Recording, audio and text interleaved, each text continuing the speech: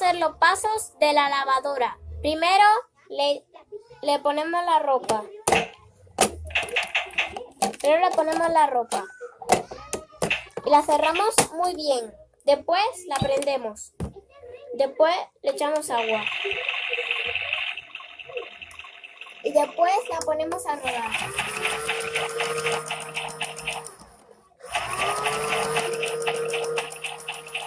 Después dejamos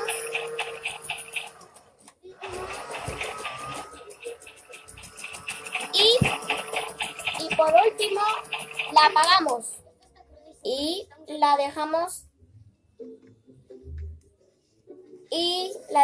que se seque el agua, que se seque la ropa, que diga.